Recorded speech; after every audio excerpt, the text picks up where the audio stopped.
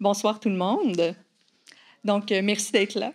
Donc, à ce panel qui clôt en beauté notre journée de cours de coaching et de facilitation agile. Donc, on a des vrais coachs en exercice qui viennent aussi partager leur expérience. Merci infiniment. On va commencer en fait avec un tour de panel pour que chacun puisse se présenter. Je suis Julie Delisle, donc je suis professeure de ce cours-là avec Simon Lécuyer, qui est aussi parmi nous, qui donnait ce cours-là là, qui a lieu en mode intensif toute la semaine. Et en fait, commençons avec Laetitia. Bonjour tout le monde, moi je suis Laetitia Lafeuille, je suis facilitatrice et coach agile organisationnel. Et puis aujourd'hui, moi, ma participation, ça va être de prendre quelques notes de ce qui va se dire du panel. Et puis je vous inviterai, coach et participants, à venir le compléter à la fin s'il y a quelque chose d'important que vous avez apprécié qui manque à ces notes. Je vous inviterai à venir le compléter à la fin de la discussion. Merci. Bon panel. Merci. Merci. Peut-être qu'on peut y aller dans l'ordre pour celui-ci. Par la suite, ça pourrait être beaucoup plus organique, bien entendu. Bonjour, mon nom c'est Jesus Mendes. Je suis monde de la vieille ici à Montréal. Pas trop bien, là, mais depuis 10 ans, j'en fais partie du mouvement Agile. J'agis comme, en ce moment, je suis gestionnaire de portefeuille à la Banque nationale. Et je vous raconterai un peu plus des souhaits. C'est quoi le rapport avec le coaching agile dans notre travail? Je m'appelle Isabelle Terrien, coach agile depuis 15 ans maintenant chez Agile Partnership. Je suis aussi dans l'organisation d'événements Spark the Change, Agile Open, le rassemblement de coachs agile. Donc voilà, j'aime beaucoup participer à la vie communautaire de Montréal. Bonjour tout le monde, Pascal Drouin, moi aussi chez Agile Partnership. Je fais de la consultation depuis plusieurs années, mais avant d'être coach agile ou coach technique, j'étais développeur. Donc moi, c'est ça, c'est les TI, le web surtout, qui m'a amené vers ça. Puis éventuellement, pour donner un petit coup de main aux équipes, essayer de voir plus souvent des équipes dans lesquelles j'aurais envie d'évoluer, j'ai décidé de bouger vers le coaching. Bonsoir, Laurent Masson. Ça fait 5 ans que je suis bientôt sur Montréal. Puis, depuis que je suis arrivé, effectivement, je fais du coaching. J'ai fait du coaching DevOps, en fait. C'est une des autres phases, finalement, du coaching agile. Puis, depuis 3 ans à peu près, je continue le DevOps et puis coach agile aussi. Puis, un peu de coaching d'agilité à échelle, là, du SAFe. Puis, depuis janvier, en plus de ça, je suis chargé de cours au Collège du Bois de Boulogne pour aider des gens en formation continue, passer dans le monde, finalement, des TI avant reconversion professionnelle. Non, je parle de ça. C'est ça. Frédéric Moreau, donc coach agile depuis 2014. Je suis dans une firme qui s'appelle Lévio Conseil, qui est une firme de Québec, qui maintenant est à différentes places sur la planète. Et puis, donc moi, je coach en fait des organisations comme Hydro-Québec, STM, RONA. Donc, je suis sur plusieurs comptes en fait en même temps. Et puis, je suis venu au coaching, en fait, je viens du monde de la stratégie, du marketing stratégique à l'origine, du data et puis de l'informatique. Donc, j'ai été gestionnaire d'équipe TI et business pendant plusieurs années. Et puis, j'en ai eu assez de dire aux gens quoi faire. Donc, je suis devenu coach. Excellent, merci beaucoup. Une belle variété. On a plusieurs questions déjà pour vous. Les étudiants en auront aussi peut-être par la suite. Bien entendu, on y va de façon organique. Si vous ne vous sentez pas, si tout a été dit, nul besoin. Donc voilà, je vous fais confiance pour interagir lorsque vous le désirez. Donc, première question, qu'est-ce que le coaching agile et pourquoi est-ce que c'est important dans les organisations? Qui veut se lancer? C'est un peu large. Si tu veux que je me lance, qui est-ce qui prend le risque? Okay. Je vais le dire avec mes mots. Donc, coaching agile, il y a 2 mots en fait. Il y a coach et il y a agile. Puisque là, vous me suivez. Okay. Coach, je pense que vous avez vu des cours de coaching professionnel ou peut-être pour le principe du coaching. Donc, c'est un petit peu le miroir avec le client. Donc, c'est utiliser le questionnement pour les faire avancer, puis les aider à trouver des solutions pour atteindre un objectif. Donc ça, c'est le volet coaching. Et puis, il y a le volet agile qui, lui, est plutôt prescriptif, c'est-à-dire il y a des approches, il y a des méthodes, il y a un mindset, donc il y a des comportements sur lesquels on travaille. qui est peut-être un petit peu plus prescriptif en fait que le coaching, d'où le côté un peu schizophrénique du métier en fait. Moi, j'ajouterais à ça qu'être un coach agile, c'est être plein de choses, avoir plein de chapeaux. Donc, évidemment, je pense pas contredire ce que vous avez appris cette semaine en disant qu'on est facilitateur, on est mentor, on est coach. Donc, on est un peu gestionnaire de certaines choses. On challenge les gens, on pose des questions. Oui, mais des fois, on répond aux questions. Tu sais, on est beaucoup dans le... On aide de plein de façons les équipes à devenir performantes, auto-organisées. Et un peu comme ça, je le définis, le coaching agile. Il y en a une partie qui est la partie développement.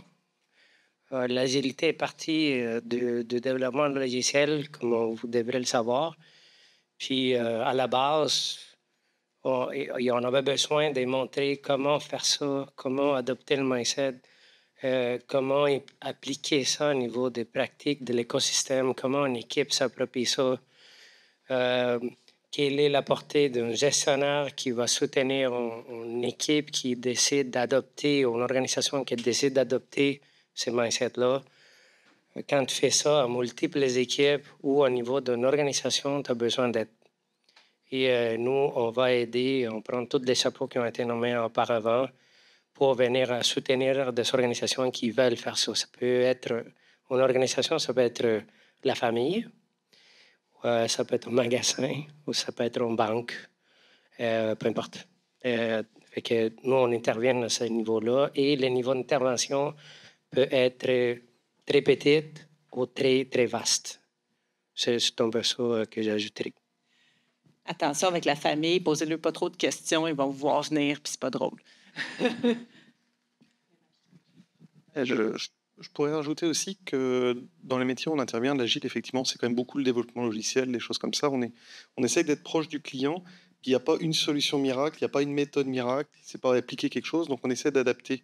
En fait, on fait beaucoup d'adaptations. Il n'y a pas un livre de recettes qui dit c'est ça la méthode pour y arriver et tout. Donc c'est aussi pour ça qu'on fait beaucoup de choses. C'est parce que on essaye d'adapter en fonction de la situation, des gens avec qui on travaille, des contextes, des choses comme ça. Donc on est beaucoup finalement dans l'approche empirique plutôt que ça c'est le plan, on suit l'étape 1, 2, 3, puis après on y arrive. Donc c'est aussi pour ça qu'on finalement c'est assez difficile de caractériser parce que c'est un peu de l'artisanat de luxe ce qu'on fait. Moi je trouve par rapport à l'industrie lourde, on est vraiment dans de l'artisanat, du truc très précis, quelque chose de très fin, très détaillé. Et donc effectivement, on adapte en fonction du contexte et puis de la solution.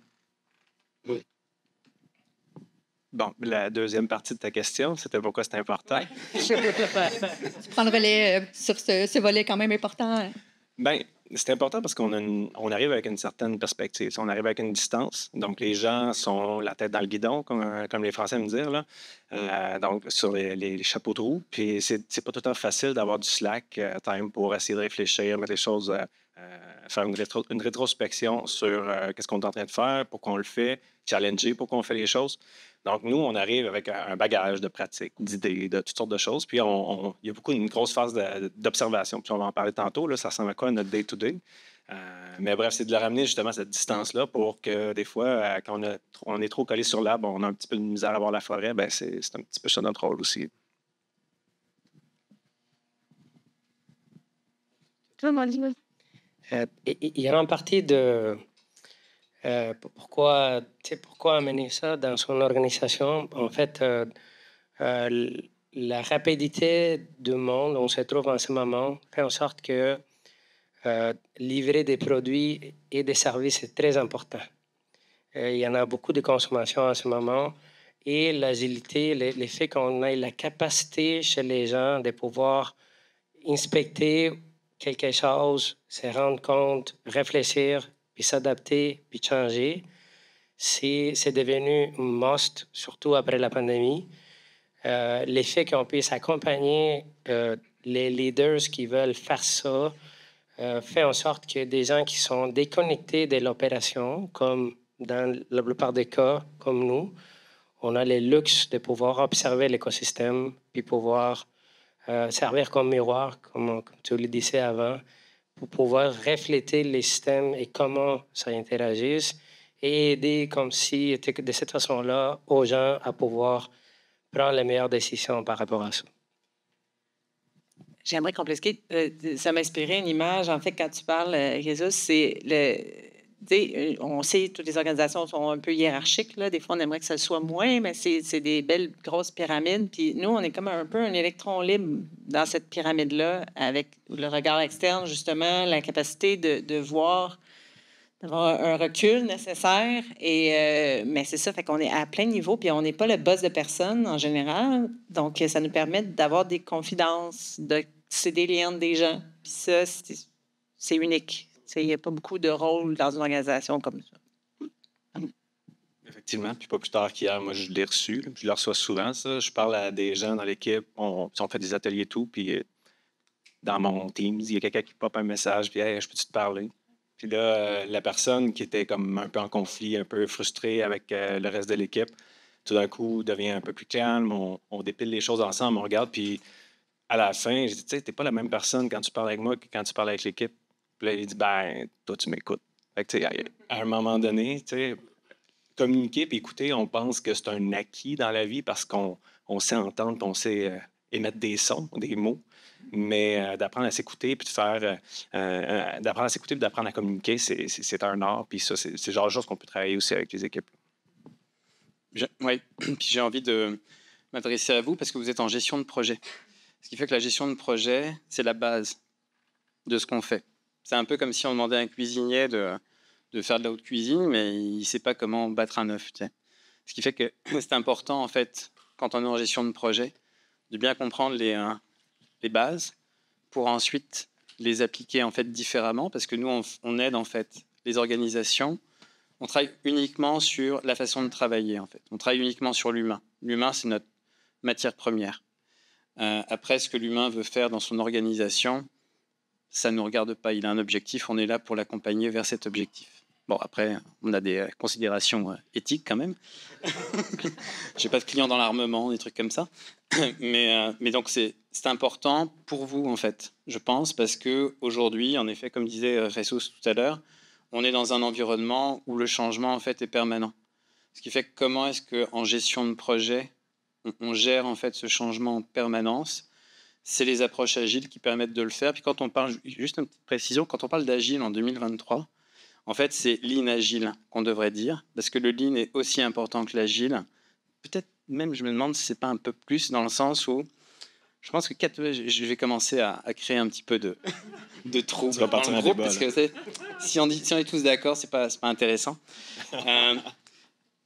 J'écoutais un John Doerr il y a pas longtemps là, qui est un ingénieur en fait qui a travaillé notamment sur les OKR il y a quelques années avec Andy Grove chez Intel, puis il disait 80% en fait de l'investissement dans une entreprise ne devrait pas se faire en fait sur les projets. Il devrait se faire sur les opérations, parce que c'est ça en fait qui fait vivre une entreprise. Ce qui fait qu'on a souvent tendance, nous les premiers, à oublier que la création de valeur, c'est bien, mais l'optimisation de ce qui existe, c'est aussi excellent. C'est un petit peu l'image de la game de hockey. Tu sais. On a tendance à focaliser sur les joueurs, mais si vous avez vu une game de hockey, les gars, ils viennent à chaque fin d'arrêt pour nettoyer la glace, refaire la glace. Donc, il y a les gens qui s'occupent de la glace, puis oui, on valorise en fait les joueurs sur la glace, mais s'il n'y avait pas de glace, il n'y aurait pas de game. Donc, petite précision. Merci beaucoup pour ce beau topo à haut niveau du rôle. Pascal a commencé à nous donner une petite tranche de vie concrète qui nous amène un peu à plus de ce genre de tranche de vie-là. On a envie de vous demander, ça ressemble à quoi une journée typique? Ça ressemble à quoi? C'est tout beau, ce rôle-là de coach agile, et maintenant, vos journées ressemblent à quoi? C'est constitué de plein de choses. Ça dépend où est-ce qu'on est rendu, évidemment, dans l'accompagnement avec l'équipe, je dirais, là, mais initialement, c'est beaucoup d'observations. Donc, moi, en fait, je regarde aussi le volet technique là, quand j'accompagne des équipes. Donc, j'ai comme ces deux chapeaux-là, minimalement. Puis, c'est ça. Observation, donner feedback, poser des questions, challenger un petit peu ce qu'on observe versus ce qu'on entend. Donc, des fois, on veut des choses, on dit des choses, mais dans les actions qu'on pose, on n'est pas nécessairement aligné avec ça. Donc, faire des petits reality checks, si vous me permettez l'anglicisme, là, pour réaligner les perceptions de l'équipe. Ça peut être préparer des formations, donner des formations, des one-on-one, comme je disais tantôt, là, d'aller faire du coaching de groupe, c'est cool parce qu'il y a des dynamiques qu'on peut travailler tout le monde ensemble. Mais des fois, tu sais, il y a des personnes qui ont besoin d'un peu plus d'accompagnement en proximité. Puis ça aussi, ça fait partie de notre day-to-day. Ouais, Pierre. Moi, je dirais qu'une journée, il n'y a pas vraiment de journée typique de coaching. Puis, je dirais, en tant que coach, je préfère ne pas avoir une journée qui ressemble à l'autre. C'est que finalement, déjà, je trouve que c'est pas varié. Puis, on est un peu aussi dans le fait justement de bouger beaucoup, de faire beaucoup de choses, beaucoup d'activités. Donc, puis, il faut pas que ça soit prévu trop à l'avance parce qu'on n'est plus disponible pour l'équipe. On n'est plus vraiment finalement dans la réaction. Des fois, on doit être dans la préparation, puis aussi dans la réaction, prendre du temps, libérer des choses. Puis quand on a un agenda qui est plein complètement, puis que la journée est pleine, puis on n'est pas disponible pour l'équipe, finalement, on a un peu loupé quelque chose. Un coach agile ne doit pas être occupé à temps plein, entre guillemets, quand on regarde son agenda. Par contre, il doit être disponible tout le temps, quand il y a besoin, pour l'équipe, puis faire. Il doit aussi avoir, je pense, des phases où il est pour lui, pour se préparer ce qu'il fait, qu'est-ce qu'il a appris, comment il fait, se documenter, pour pas arriver justement juste avec son beau sourire devant l'équipe, pour arriver quand même avec un peu de matière aussi. Et puis je trouve qu'il y a quelque chose qui est très important, tu le disais, et observer. Puis il faut aussi, je pense, acquérir la confiance des gens avec qui on travaille. Et c'est un très gros défi au début quand on arrive, quand on est pas, parce que des fois on arrive aussi, puis on peut faire peur à des personnes qui s'estiment, pourquoi il est là? Est-ce qu'on va observer mon travail? Est-ce qu'on va me juger? Peut-être que finalement mon boss me dit que je suis pas bon parce qu'il y a un coach qui est là. Donc il faut arriver à rassurer un peu tout le monde, puis dire qu'on est là pour aider, puis effectivement bâtir cette confiance. Si on n'a pas ça, on n'arrive pas à coacher en fait, je trouve. Ouais, juste pour complémenter, là, souvent on arrive puis il faut travailler sur les stigmates que d'autres ont laissés avant aussi. Là. Donc, c'est pas super facile. Là. Il y en a qui sont à leur 3, 4, 5e transformation agile. Ça n'a pas marché pour toutes sortes de raisons. Donc, ils ont des blessures. Ils n'ont plus envie d'entendre certains mots. Donc, il faut savoir naviguer à travers ça puis essayer justement d'aller chercher leur confiance, de leur expliquer qu'on est pragmatique, qu'on a une approche qui est centrée sur le gros bon sens. Puis, il n'y a rien de prescriptif. On n'arrive pas avec un agenda qu'on veut infliger là, aux jeunes. Moi, ma journée, je suis à distance, avec mes 2 clients. Donc, je travaille à Ubisoft et je travaille à Fonds d'Action. Puis, mon agenda ressemble à ceci. Meeting avec un client, meeting avec l'autre client, c'est comme je change de contexte tout le temps. En plus, j'ai un meeting avec Julie pour organiser un événement. Mais ça, c'est le fun. C'est super cool. Non, mais moi, je triple. Mes journées sont de même. Mais les semaines ne se ressemblent pas. Fait que j'abonde dans leur sens. Et il faut se réserver du temps. Donc, quand moi, j'ai un meeting qui s'annule dans mon agenda, je suis heureuse. J'ai fait j'ai du temps, je vais pouvoir parler avec un tel ou faire du suivi. Bon. Fait que ça ressemble à ça. C'est pas des cérémonies. Hein. Dans Scrum, maintenant, on appelle ça des rencontres. Scrum, j'ai ça. Fait que j'ai des daily. J'en ai 2 par jour. Une fois par 2 semaines, j'ai une journée pleine. Ça, c'était aujourd'hui. Pleine de revues, rétro-planning, revues, rétro-planning pour 2 équipes. Fait que ça ressemble un peu à ça. Sinon, le reste, oui, j'essaie de me garder du temps pour faire tout ce que ces messieurs ont décrit. Une fois de temps en temps, une journée de formation à un ou l'autre des clients, un atelier. Là, je me fais demander... En fait, mes 2 mandats, ça ne ressemble vraiment pas. J'ai un mandat où je suis Scrum Master de 2 équipes et puis l'autre mandat où je suis coach agile de 300 personnes. Puis avec des Scrum Masters dans toutes les équipes. Fait que, tu sais, c'est vraiment... Les gens m'appellent quand ils ont besoin de quelque chose. J'ai pas des tonnes de temps à leur consacrer. Fait que j'attends vraiment qu'ils m'appellent. Fait que ce qui est bien, c'est que quand ils m'appellent, ils ont vraiment besoin de moi. Ils ont envie, puis tu sais, c'est ça. Fait que je sens que je suis utile. Fait que c'est des workshops. C'est hyper varié. C'est pour ça que j'aime beaucoup, beaucoup mon travail. Je vais rajouter peut-être là-dessus. Je pense que le principal outil qu'on utilise en coaching agile, c'est la discussion. C'est notre outil. Ce qui fait que, après, quand je dis discussion, c'est faciliter un atelier pour que on veut que les clients se mettent en discussion. On veut que les équipes se mettent en discussion. Parfois, on a des discussions one-on-one aussi pour aligner un petit peu les perceptions, parce qu'il y a forcément... tout le monde a des perceptions différentes sur des sujets divers et variés. Donc c'est ça, mais au niveau de l'agenda, c'est quand je commence la journée avec 50% de mon agenda qui est rempli, je me dis que ça va être une bonne journée, parce que je sais que le 50% va se remplir, en fait. parce que c'est ça, être disponible en fait. La valeur, en fait, il y a énormément de valeur à laisser de l'espace dans son agenda.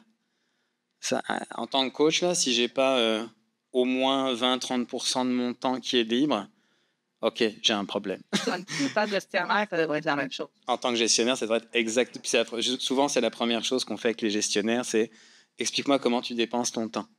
Ouais? Puis, je fais 35% là-dessus, 45% là-dessus, etc. OK, puis ton temps vide, il est où? Comment tu gères les imprévus là-dedans? OK. Donc, c'est ça. C'est la même chose pour les équipes, en fait. Là. Si on veut être capable de gérer les imprévus, si on regarde dans le monde des TI, là, des anomalies en production, il y a personne qui prévoit ça d'avance. Là. C'est très, très dur à prévoir d'avance. Donc, quand ça survient, il faut qu'on se monopolise et qu'on règle le problème. Si on n'a aucune capacité, puis on est en train d'utiliser les gens à 100% de capacité, c'est impossible de faire soit les engagements auxquels on s'est engagé ou de corriger les problèmes de production. Donc, le slack qu'on veut voir dans nos horaires à tout le monde, en tant que coach, en tant que gestionnaire, mais aussi en tant qu'équipe de développement, il est essentiel pour être capable de s'adapter aux changements puis à l'imprévu. Je rajouterais un truc là, qui est important. Je vais rebondir sur ce que tu as dit. Un des trucs, à la base, on devient un agent de changement. Quand on nous embauche, moi, je suis un employé, en fait, de la Banque nationale. Je ne suis pas dans la gang de consultation ici. Je suis un employé. Je ne suis pas consultant non plus. Voilà.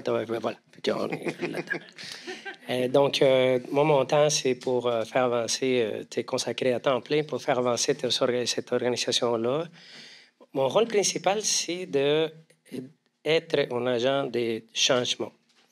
Et qu'est-ce que ça implique? Tu as dit un truc qui est comme, je me donne le rôle de, je suis une espèce d'abeille qui va aller polliniser différents environnements pour provoquer un certain résultat, ou une action, un comportement, un changement, peu importe.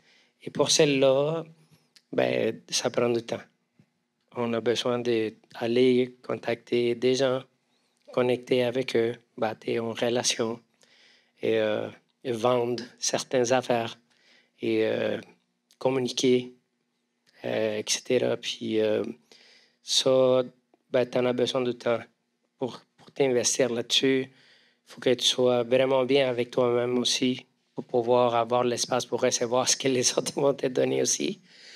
Et ça, des fois, ça prend beaucoup d'espace, en fait. Puis on a la chance de pouvoir se promener à travers les organisations pour le faire. Je dirais aussi que ça dépend de à quel niveau du changement tu es en train d'intervenir. Tu sais, comme on savait le lycée, on peut travailler au niveau des équipes. Puis ça, il y a un niveau d'intervention que tu vois. Et au niveau de consacrer du temps. C'est différent dans mon cas.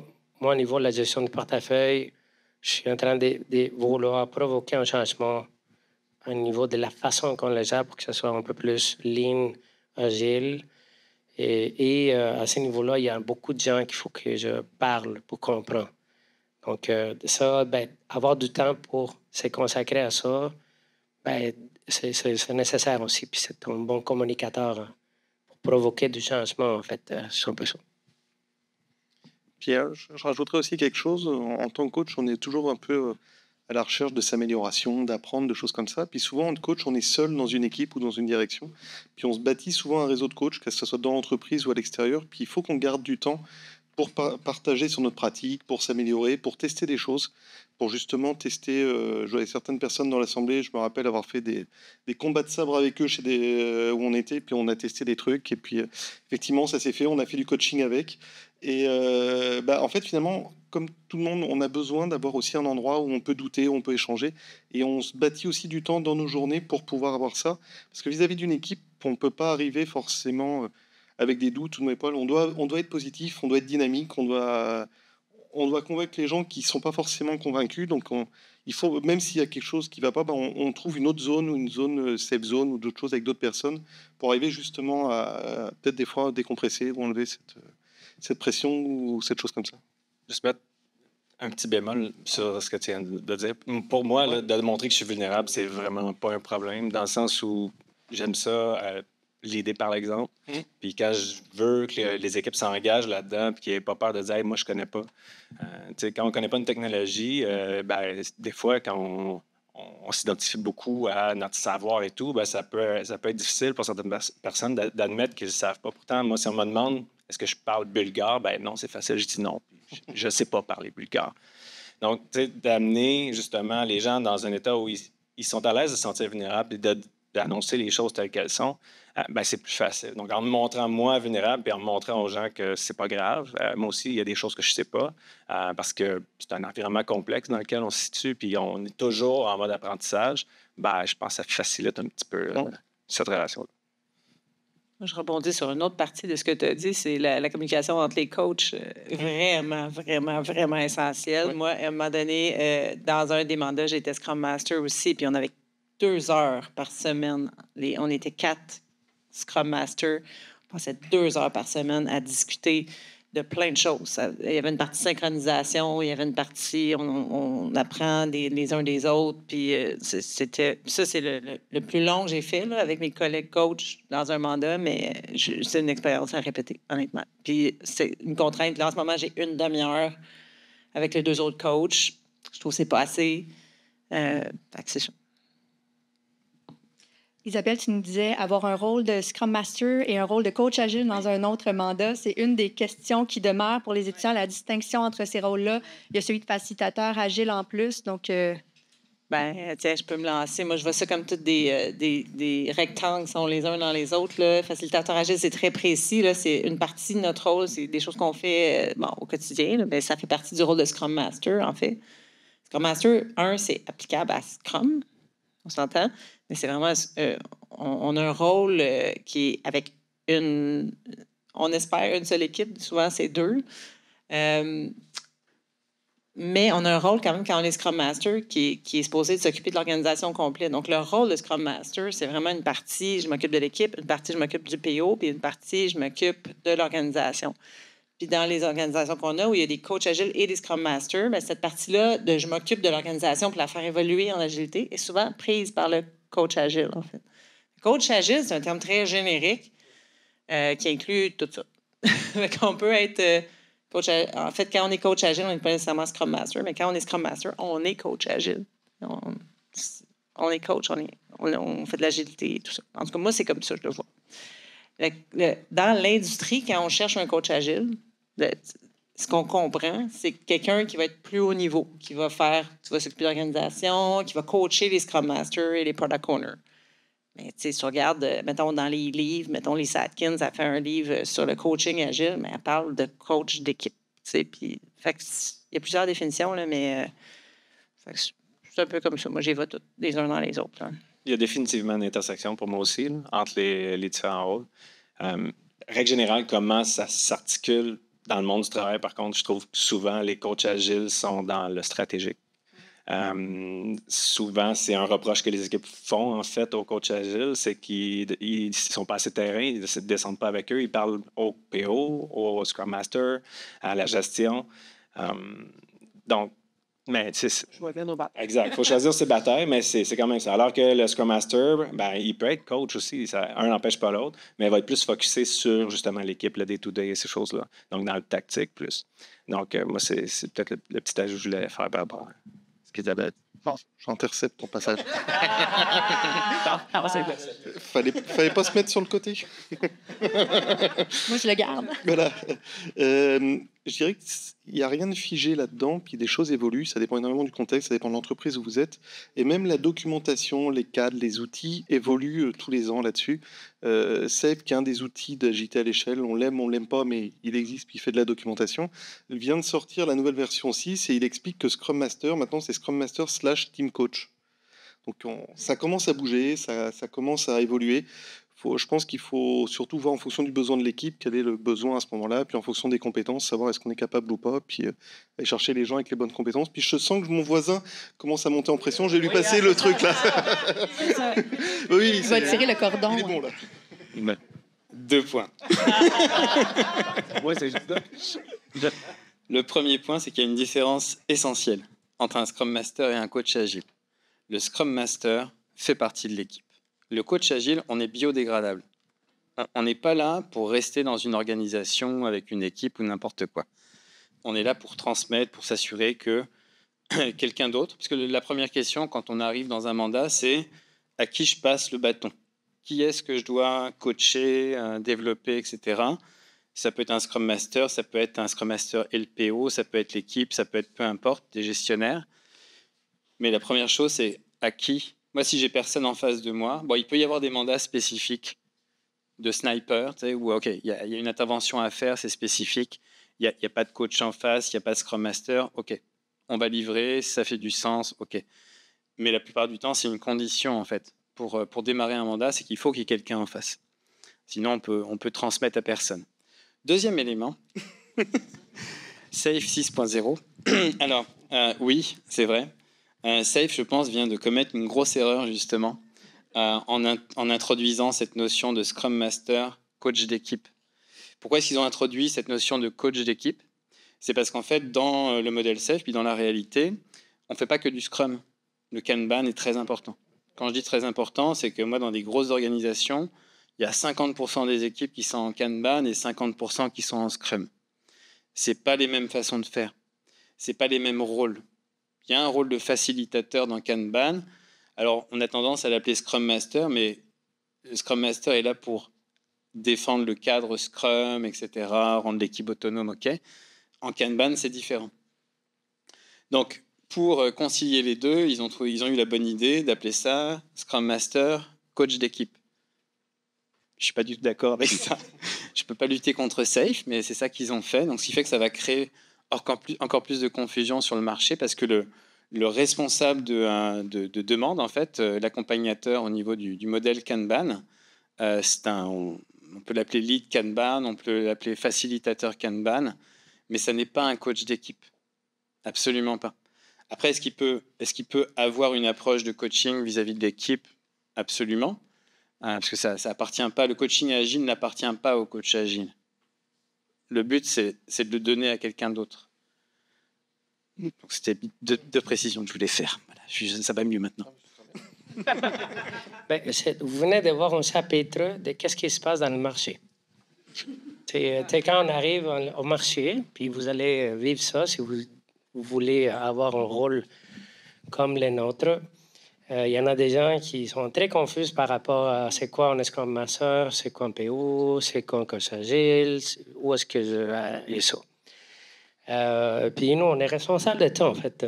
Moi, je suis responsable de la composition parce qu'on a contribué à la composition, comme on vient de voir.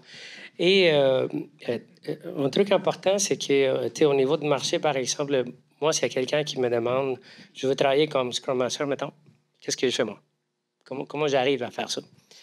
Dans le marché de Montréal, selon ma connaissance, vous savez plus que moi de ça, un Scrum Master intervient au niveau des équipes. Il va avoir, selon les niveaux, il y en a des niveaux. Tu vas avoir junior, intermédiaire et senior.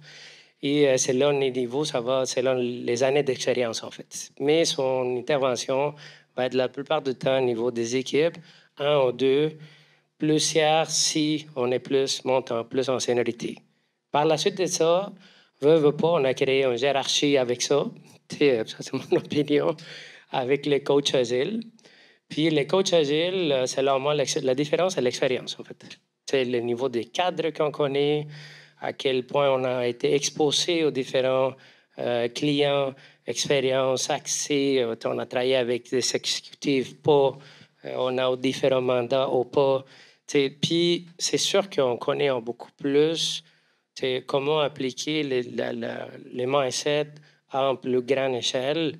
On a fait aussi à notre niveau, là, il y en a des coachs organisationnels agiles ou des coachs entreprises qui existent. Ça va toujours selon ce que tu interviennes. Donc, moi, ce que je vous dirais, c'est soyez pas confus par rapport à ça. Parlez avec des gens comme nous qui ont vécu ça, puis essayez de voir comment vous placez selon ce que vous voulez faire, puis où est-ce que vous voulez intervenir. À la fin de la journée, ce qui intéresse, c'est que peu importe, Si on veut juste aider une organisation à s'améliorer, that's it. Puis on veut contribuer là-dessus. La réalité, c'est que le rôle de Scrum Master est super bien défini dans le guide Scrum. Il n'y a aucun problème avec ça. Tout le monde sait c'est quoi Scrum Master. Le coach agile, il n'y a pas de coach agile de guide. Et elle est là la source de confusion, en fait. Puis ça crée certains problèmes parce que les attentes par rapport au coach agile sont différentes d'une organisation à l'autre. Puis chaque coach est différent. C'est ce qui fait qu'il y en a des fois 1, 2, 3, 4, 5 de suite qui passent dans une organisation avec des styles. Puis c'est différent totalement. Et puis, c'est ça. Pas de solution à ça. Je pense qu'il y a aussi le fait que plus les équipes cheminent là-dedans, apprennent là-dedans, à se débrouiller, à trouver leur repère. Au début, on se cherche un cadre, une méthodologie. On va commencer en Scrum ou en Kanban. Puis quand on va prendre de la maturité, quote-unquote, on va être plus à l'aise, on va comprendre ce qui marche mieux pour nous, ce qui marche moins bien. On va commencer à vouloir modéliser un cadre ou une méthodologie qui nous appartient à nous. On va trouver nos propres couleurs d'agilité, autrement dit.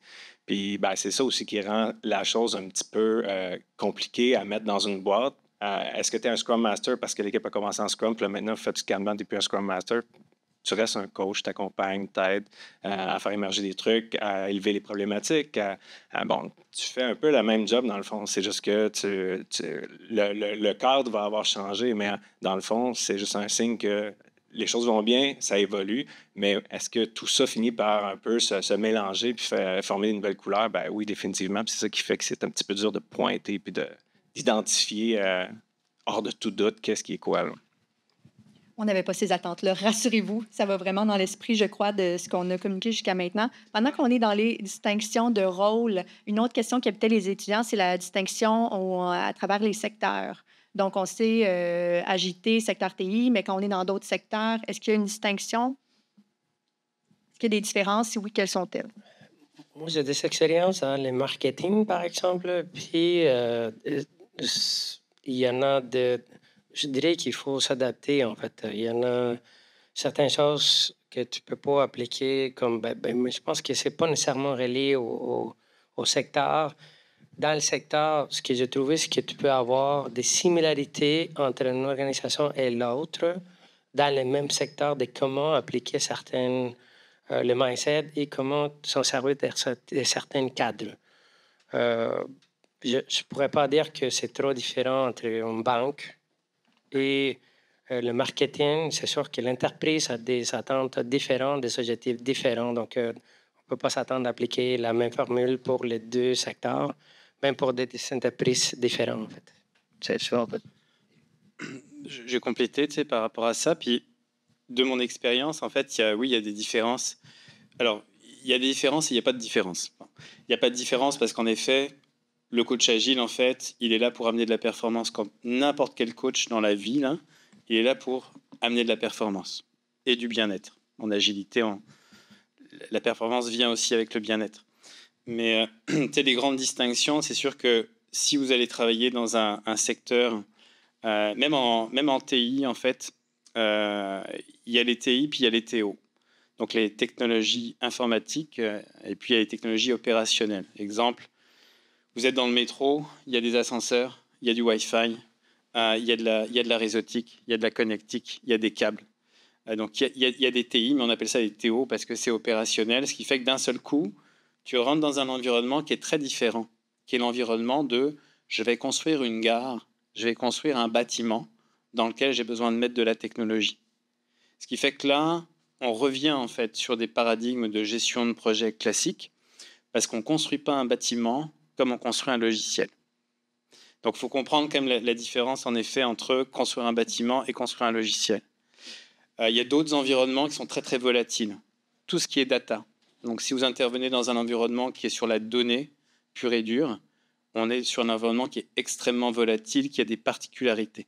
En fait, le point, je pense, important, il ne s'agit pas de connaître forcément tous ces domaines-là. On n'est pas des experts nécessairement. Alors, on a tous nos expériences là-dedans, là. Mais toujours se poser la question, c'est quoi la matière première sur laquelle mon client est en train de travailler?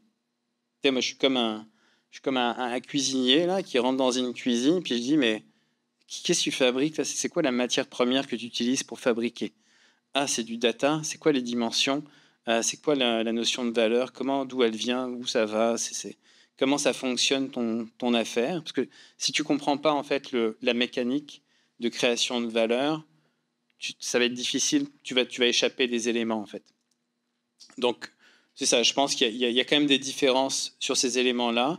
C'est peut-être moins lié au secteur d'activité que à l'application sur des environnements, des contextes en fait d'application qui sont différents, je pense.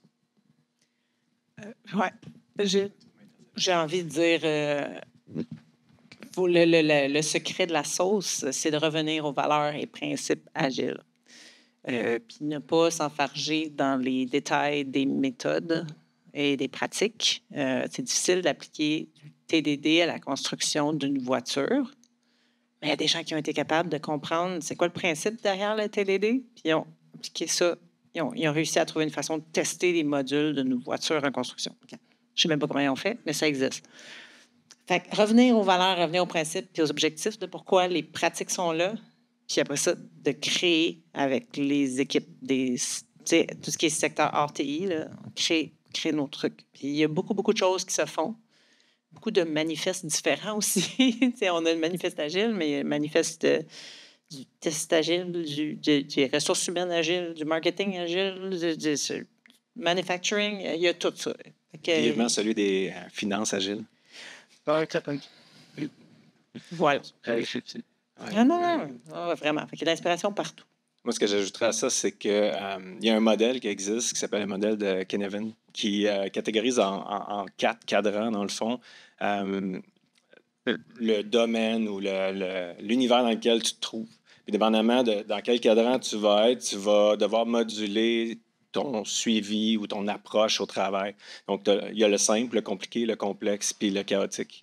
En TI, règle générale, je vais parler pour ce que je connais. Nous, on est plus dans le compliqué, plus souvent le complexe, des fois dans le compliqué, dépendamment si on a réussi à maîtriser, à créer des nouvelles meilleures pratiques, des choses comme ça.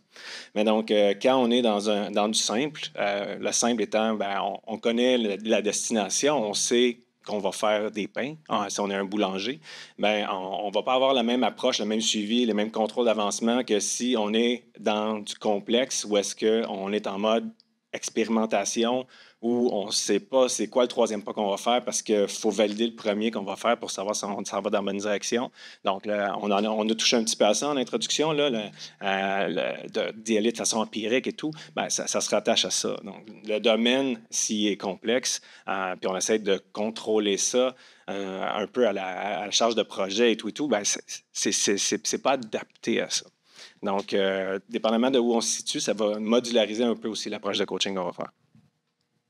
Ouais, puis j'ajouterais aussi qu'il faut connaître un peu le marché, puis le type de qualité qu'on attend de notre produit aussi. Il y a certains marchés où la qualité n'est pas forcément la même exigence. Là, des fois, ça peut être la rapidité à tout prix. Des fois, une entreprise en situation de monopole complet, sans aucune concurrence, pourra dire qu'elle n'a pas forcément besoin de s'adapter, si les clients attendront. D'autres, effectivement, si on ne sort pas la semaine prochaine, on risque effectivement peut-être de perdre énormément de marché. Ça fait partie aussi des choses à regarder, en plus, tout cet aspect-là. Puis certaines personnes, effectivement, dans des avions ou des choses comme ça, seraient peut-être moins à l'aise si elles n'étaient pas forcément rassurées. Il y a aussi un peu d'irrationnel aussi, des fois, de la part de certains clients ou des choses comme ça. Donc tout ça fait aussi qu'il faut adapter en fonction je pense, de tout le contexte autour. Ça peut aller jusqu'à impacter des humains, en fait. C'est pour ça que, dépendamment du domaine, la rigueur au niveau de la qualité et de la valeur escomptée va être différente. Il me reste des questions, mais vos propos vont peut-être faire émerger des questions dans la salle et je vais être certaine que les étudiants ont l'occasion de les poser. Inga, oui, on a un micro qu'on peut te sacrifier. Dans le secteur bancaire, est-ce que c'est toujours dans le département de TI? Est-ce que quelqu'un a une expérience hors TI? Moi, j'ai jeux vidéo, j'ai assurance, j'ai bancaire, j'en ai plein, mais c'est tout en TI. On va en parler demain, gars. Faites-toi-en pas. Merci. Ouais.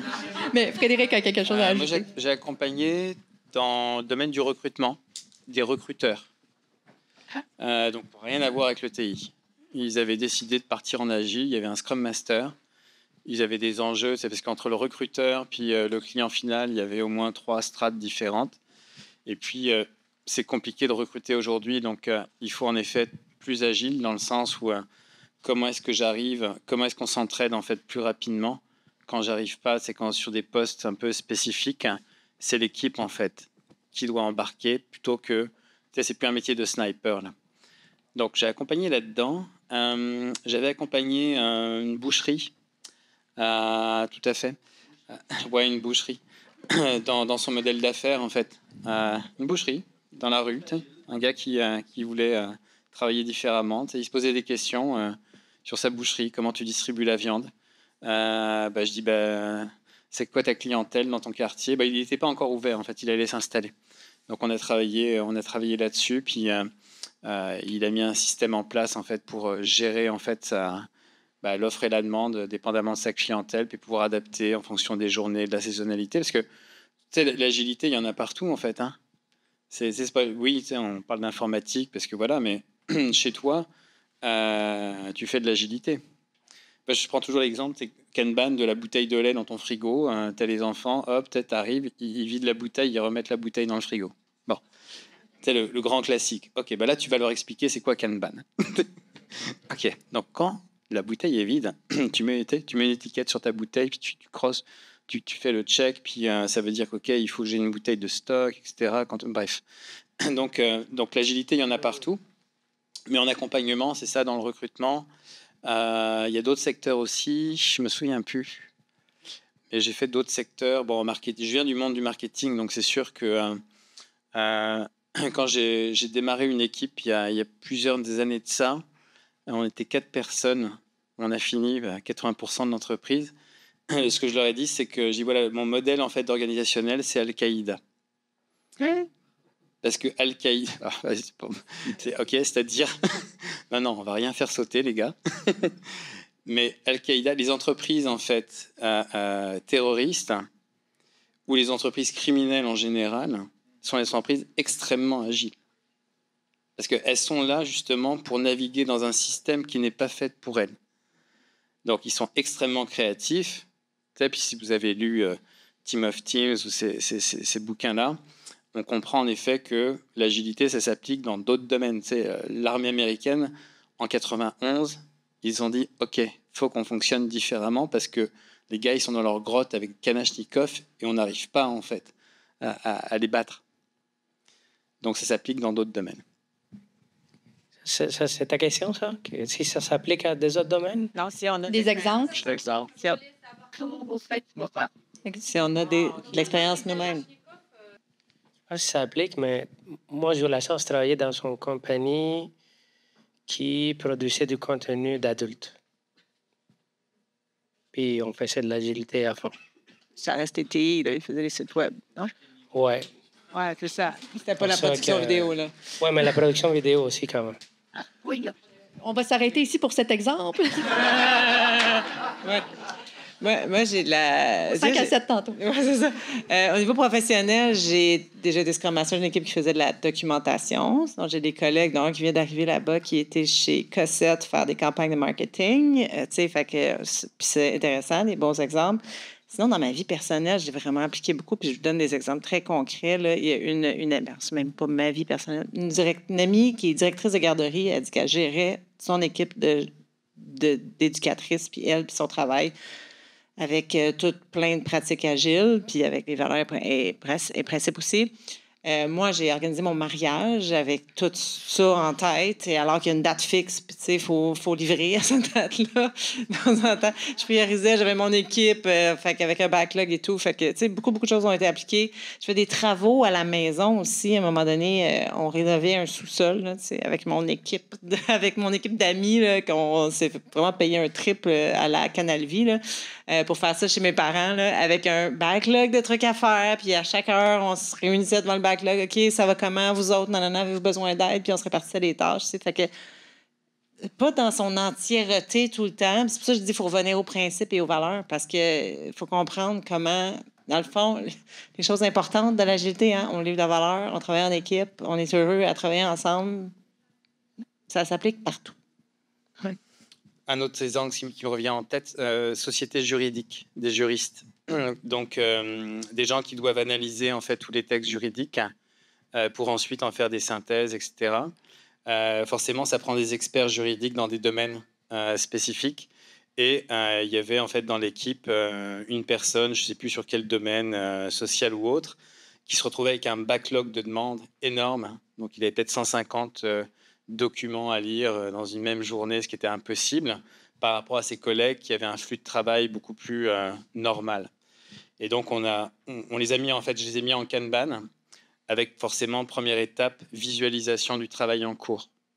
Donc, je les ai accompagnés là-dedans. Puis quand les collègues ont vu, en fait, le nombre de post-it que le collègue avait sur son bureau, déjà, la notion d'entraide, en fait, a embarqué. Ah, OK. Comment je peux t'aider? Parce que, OK, c'est le point de départ d'un juriste, là, c'est que si moi, je suis en droit de la famille, là, tu vas pas me mettre à travailler sur autre chose. Tu sais, c'est très... tu sais, les juristes, ils sont comme ça, là. C'est très pointu, hein. Mais au travers, en rendant ce travail visible, en amenant les discussions, ils se sont dit, bon, peut-être qu'il peut y avoir des éléments de niveau 1 sur lesquels je peux quand même travailler, même si je ne suis pas un expert dans ton domaine. Mais tout ce qui est niveau 2, c'est toi qui le fais. Puis quand je vais faire du niveau 1, tu vas quand même réviser. Mais donc, voilà un exemple concret, si tu es dans le domaine juridique. Mais c'est souvent en Kanban, en fait. En tout cas, moi, mes expériences étaient plus en Kanban qu'en Scrum dans d'autres domaines que les TI. Mais ça dépend du contexte. Ouais, bah c'est pareil, effectivement, j'ai travaillé beaucoup avant de venir ici. Je travaillais pour un opérateur télécom qui faisait du mobile, du fixe, de l'Internet. Donc, un peu d'informatique, mais surtout du réseau pur et dur et puis de la configuration. Puis il y a des équipes qui étaient opérationnelles là-dedans, donc ceux qui s'assurent que le réseau marche. Alors c'est sûr qu'ils ne faisaient pas vraiment du développement, ils étaient plutôt effectivement ou dans du script ou de la configuration, de s'assurer. Mais des méthodes, comme tu l'as dit Frédéric, de gestion du travail, gestion des tickets, gestion du backlog, qui fait quoi, comment. La personne, ça fait 8 heures qu'elle est sur un incident, qui prend le relais, l'esprit d'équipe. Tout ça, c'est effectivement des choses qu'on a appliquées sur des équipes très opérationnelles avec des contraintes de qualité puis de choses comme ça très très dures. Quand tu as un quart d'heure pour réparer ta plateforme avant que ça tombe en crise, c'est quand même quelque chose qui est avec beaucoup de stress. Donc effectivement, il faut organiser l'équipe, il faut le faire. Beaucoup de formation, beaucoup d'entraide. Donc ouais, ça peut se faire aussi. C'est pas des TI, c'est du réseau, mais ça se fait complètement. Ouais. Est-ce qu'il y a une autre question qui brûle les lèvres de quelqu'un dans la salle? Sinon, on pourrait peut-être conclure avec une question qui, en fait, c'est probablement ta question que je vais poser sur le développement des compétences, formation. Oui? Veux-tu la poser ou... En fait, c'est pas juste pour devenir... Est-ce que ça te va si... En fait, je la pose puis tu complètes si je ne l'ai pas, juste pour qu'on l'ait pour le micro. Comment développer sa compétence de coach agile? Avez-vous des ressources, des formations à suggérer, outre le micro-programme en gestion de projet agile qui sera lancé cet automne, qui n'existait pas avant que vous ayez ce rôle-là? On peut commencer avec un des premiers, c'est la communauté Agile Montréal, ou d'autres communautés agiles en fait qui existent, où il y a des choses, il y a des rassemblements de gens qui font des communautés de pratique, c'est ouvert, gratuit, les gens partagent leur exposé, des gens ont été plus ou moins participants ou d'autres, ou de temps en temps, on vient quand on a le temps, on participe, on le fait, il y a beaucoup d'événements qui se font, puis c'est ouvert à tous, les gens sont très accueillants, très sympathiques, comme celui qu'on fait ce soir par exemple, là, donc... c'est une communauté assez ouverte là-dessus. Il y a pas, vous pouvez rentrer tous. Vas-y, Pascal. La lecture, définitivement. Il y a plein d'ouvrages qui ont été écrits à travers les années. Il y en a plusieurs qu'on pourrait vous recommander si ça vous tente de venir jaser avec nous autres après. Sinon, des podcasts. Donc, le Sprinkler, on a un de ces autres qui est en arrière ici. Donc, énormément de bon contenu là aussi. Donc, il y a plein de sources en ligne, effectivement. Puis, dans les rassemblements, c'est l'occasion aussi de vous frotter à des gens, d'avoir des face-à-face, de voir comment les gens vont faire des techniques de coaching.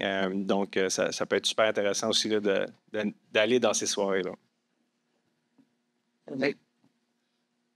Trouvez-vous une job où il y a d'autres coachs, où il y a d'autres Scrum Masters, puis faites-vous une communauté de pratique très vivante à l'interne. C'est la meilleure façon d'apprendre vite. Fait que les rassemblements de coachs ou les autres événements d'Agile Montréal, les autres communautés de pratique, c'est pas si fréquent que ça. Fait que c'est super. Les conférences aussi, je dirais, qui n'a pas été nommé. Conférences, super. Des livres, super, mais on apprend énormément en faisant et en vivant des choses avec les collègues autour de nous.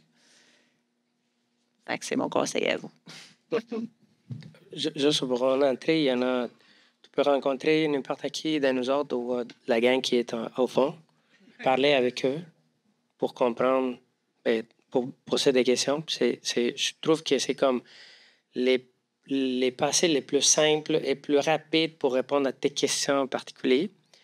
L'autre chose, si tu veux savoir ce que j'ai utilisé pour passer de gestionnaire de projet à coach agile, il y en a un livre qui s'appelle Agile Coaching, Coaching Agile Teams.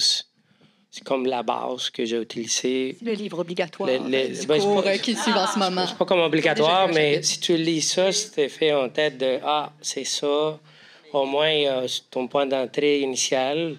Ça, c'est des solutions pas coûteuses. Je n'irai pas faire des formations sans avoir parlé avec quelqu'un qui fait la job. Moi, personnellement. C'est ça. Puis l'agilité, en fait, c'est un sport d'action, en fait. C'est un sport de... peut-être les livres, c'est 5%, en fait, je pense. C'est important. C'est le Kickstarter, c'est l'élément dont tu as besoin au début. Mais c'est un sport d'action. Ce qui fait que c'est dans le mouvement, en fait, que tu vas apprendre. Tous les derniers mercredis du mois, avec Olivier, qui est là-bas, on a une communauté de pratique au sein d'Agile Montréal qui traite d'agilité organisationnelle. Donc, c'est ouvert, c'est gratuit, on fait ça en ligne. Voilà, c'est un 90 minutes tous les derniers mercredis du mois de 5h30 à 7h, voilà, par exemple. Pour les certifications, oui, il y en a plein. Puis oui, c'est gros bordel, mais c'est pas vrai qu'en 2 jours, tu vas devenir un Scrum Master d'expérience. Fait que il offre les bases, là, que ce que tu peux avoir dans un livre aussi. Mais ce qui est très bien, là, parce que dans une formation, en fait, c'est une formation de 2 jours, ça peut être un excellent point de départ pour te créer une petite communauté de coachs débutants. Ça, c'est excellent parce qu'après ça, vous pouvez continuer à vous revoir puis vous donner des petits conseils. Fait que, ouais, c'est pas évident de s'y retrouver, là. C'est pas essentiel, les certifications non plus. Excellent. Merci beaucoup. Donc, le temps a filé à toute allure. Heureusement qu'un cocktail s'ensuit et qu'on pourra continuer de discuter. Donc, il y a à boire derrière. Il y aura à manger également. Un gros merci. C'est très généreux de votre part d'être venu partager avec nous, donc à chacun d'entre vous. Mais un merci spécial à Isabelle, notre complice pour l'organisation de l'ensemble de l'œuvre de la soirée qui vous attend. Donc, une très belle soirée qui vous attend. Bien, j'allais dire, on va reprendre la parole vers 6h moins quart pour les ateliers, mais sinon, d'ici là, c'est réseautage. Assurez-vous d'aller voir des gens que vous n'avez pas vus cette semaine. Donc, on est tous là pour vous rencontrer aussi. Fait que n'hésitez pas à venir nous voir. Fait qu'à moins quart, c'est ça, on va reprendre la parole. À 17h45, vous allez entendre notre voix à nouveau. Et jetons un œil à cette synthèse qui vient d'être faite par Laetitia. Laetitia qui nous a présenté tout à l'heure, mais là, on vient de la voir en action. Oui, bravo à nos coachs ici. Donc, quand il y aura un petit moment mort, n'hésitez pas à jeter un petit coup d'œil. Et s'il y a des éléments qui manquent, Laetitia vous invite aussi, il y a des post-it, des crayons, n'hésitez pas à l'ajouter, puis à faire votre addition à cette belle murale qu'on pourra vous envoyer aussi par la suite. Donc, un gros merci et puis à tantôt. Merci à toi. Merci à toi, Julie. Merci.